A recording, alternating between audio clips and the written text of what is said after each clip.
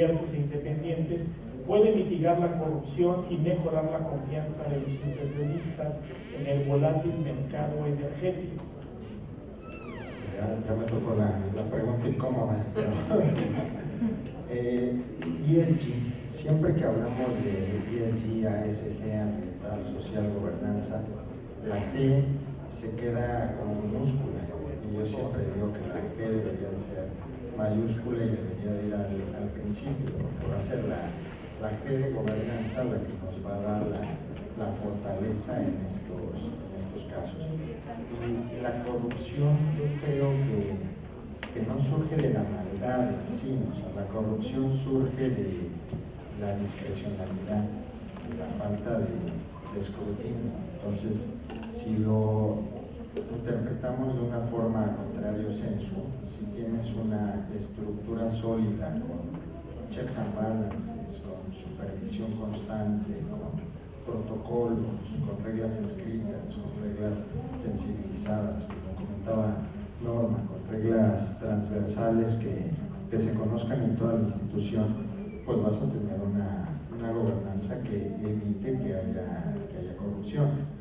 Y en esta gobernanza, pues obviamente los consejeros independientes van a ser una perspectiva que va a aportar mucho, no en el sentido de una inclusión romántica, o sea, no hablamos de un consejo de administración con integrantes independientes solo por tema de cuota, como se comentaba, sino más bien por un tema de tener distintos supervisores que tengan perspectivas distintas y que no tengan esta discrecionalidad. O sea, a mayor discrecionalidad, mayor probabilidad estadística de que haya corrupción. Si tienes distintos ojos atendiendo los intereses de la empresa, si tienes auditoría externa, es algo que platicamos mucho con Fuensante, en una gobernanza exitosa vas a tener un auditor externo, siempre vas a tener el revisor del revisor, y vuelvo a lo mismo, no es por inclusión romántica, no es solo porque sea de moda, es por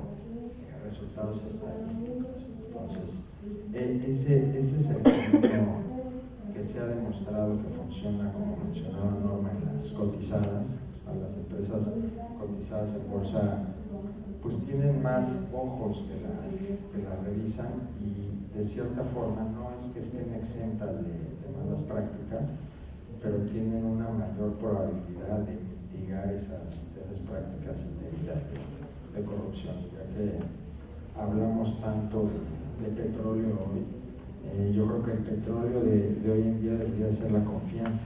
O sea, ¿qué va a lograr la gobernanza? Va a lograr este valor intangible que te puede cambiar toda la empresa, que es la confianza, y es un activo que muchas veces es más difícil recuperarlo que generarlo. Entonces, la recomendación es crearlo desde el principio, y muchas veces esto es un defecto que viene de nacimiento en la mayoría de las sociedades. Y si nosotros somos muy básicos y recordamos, pues si alguno de ustedes tiene una sociedad o ha revisado los estatutos de la empresa en la que trabaja, pues la mayoría de personas tienen los estatutos que le pasó el notario, los firmó y no tiene idea ni lo que dicen. Y la gobernanza empieza desde ahí, empieza desde leerte los estatutos, conocer cómo opera tu empresa, tener las reglas del juego claras y seguirlas. Ya me callo porque si no me sigo aquí. Sí. Ahí es algo muy interesante, hablaste de las emisoras.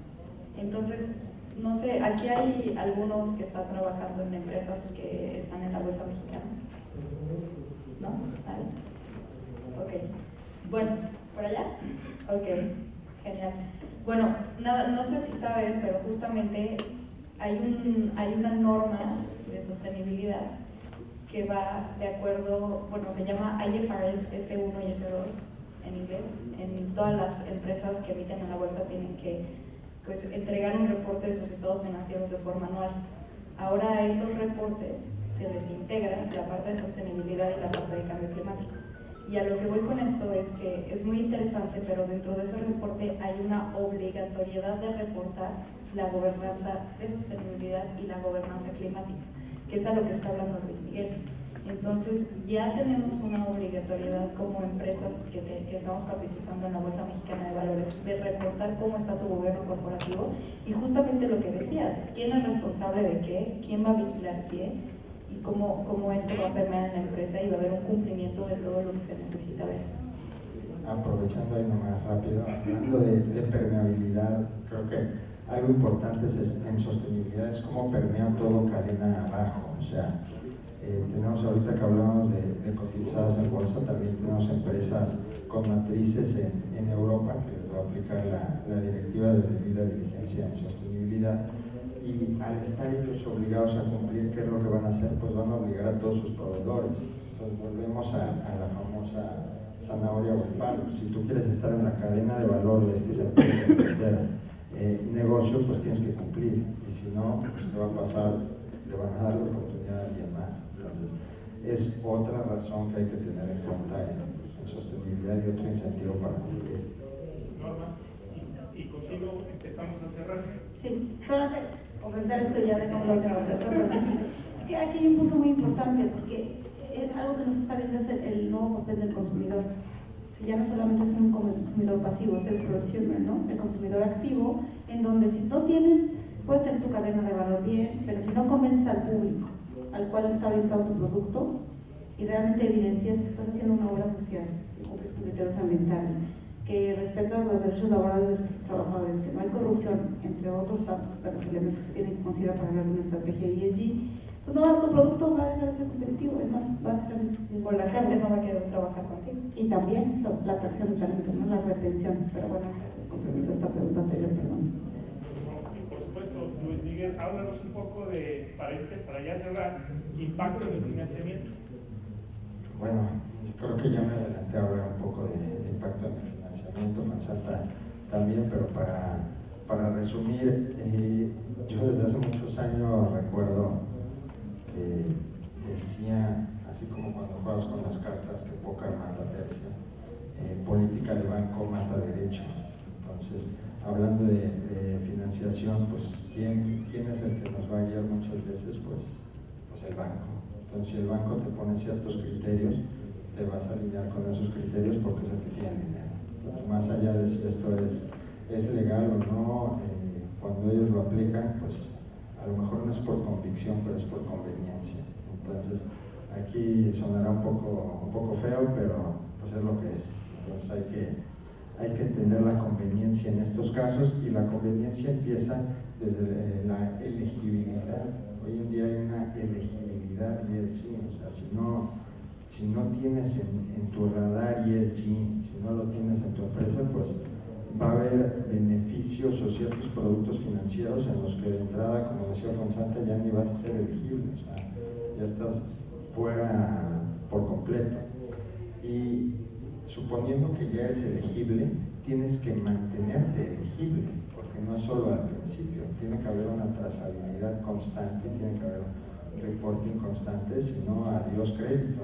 O sea, empiezas con el crédito, caes en default, porque vas a tener ciertas cláusulas ESG en tu contrato que si no las cumples, pues adiós. ¿Sí? No, te suben las tasas o te dan terminación anticipada. Y si te dan terminación anticipada, te ejecutan las garantías y ya te salió el crédito más caro de la historia, porque pues es como el agua más cara es lo que no tienes. Aquí igual el crédito más caro es el que te ejecuta la garantía. Entonces, bueno, eso es la parte del palo, y la parte de la zanahoria es, si te portas muy bien, pues vas a tener acceso a los bonos verdes, los bonos sostenibles, todas las bondades del sistema asociado a ESG. Muy bien. Pues Santa, tú de alguna manera te me adelantaste a casi todo lo que tenía que preguntar, porque se ve que has trabajado bastante el tema, como Miguel, como Norma, pero háblanos, y ya para concluir, háblanos del talento, de qué forma la proactividad en la agenda ESG se ha convertido en una herramienta esencial para la retención y atracción de talento calificado en el sector energético, especialmente para las nuevas generaciones. Aquí tenemos algunos estudiantes, algunos acá, y eso es importante que lo sepan. Háblanos un poco de eso. Pues buenas noticias, los están buscando en todas las empresas. Estamos buscando talento que sea especializado en temas pues de ingeniería eléctrica combinado con temas de sostenibilidad. Creo que hay muchas carreras en ese aspecto.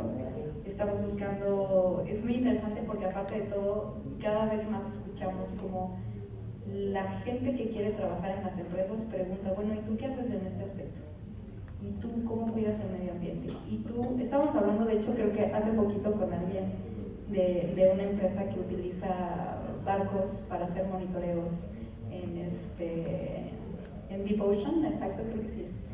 Y justamente nos comentaba que los chavos que están trabajando ahí le preguntaban como, bueno, y en materia de sostenibilidad, ¿ustedes qué hacen, no? Y entonces, cuando él llegaba y les platicaba que tienen barcos que andan solos en alta mar haciendo verificaciones a través de energía solar, pues entonces eso inspiraba a muchos, ¿no? Y decían, pues no, yo sí quiero trabajar aquí. Entonces, un poco del lado de la empresa, pues la empresa tiene que moverse hacia ser más consciente para atraer todos estos talentos nuevos. Y además, entender que todos estos talentos nuevos son los que traen pues el conocimiento técnico de cómo calcular emisiones complejas, ¿no? Porque, o sea, una cosa es pensar en el cálculo de emisiones de, no sé, el consumo eléctrico de CFE, que puede ser un poco más sencillo que hacer un cálculo de emisiones de categoría 15 que habla sobre inversiones para una empresa de aseguradora y 1000 cosas que te piden, ¿no?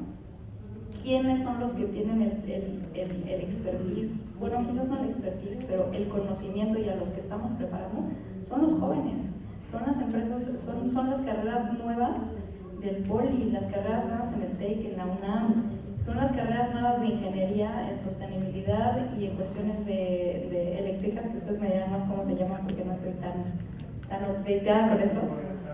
Tecnológico de Altamira. Tecnológico de Madero, la Politécnica Así de Altamira. es, exactamente. Entonces son a ustedes a los que estamos buscando para que se incorporen en nuestros equipos y son ustedes quienes tienen el conocimiento técnico de carreras que antes no existían, que nosotros, por lo menos yo, tuve que aprender en el camino. Entonces yo estudié negocios internacionales y en el camino me metí a una maestría en sostenibilidad cuando empezó a ser este tema mucho más relevante. Sin embargo, ustedes lo traen desde el inicio. Todos esos conocimientos que se mezclan entre temas de sostenibilidad y temas del sector eléctrico, pues es una set bastante interesante y que las empresas están buscando. Pues lamentablemente hemos llegado al final del panel, debido a que también ya tenemos una manifestación allá afuera, que ya nos juntó con el otro. Pero quisiera agradecer, por supuesto, Luis Miguel, Norma, fue la oportunidad de compartir su conocimiento tan valioso con nosotros. Quiero que por favor les demos un fuerte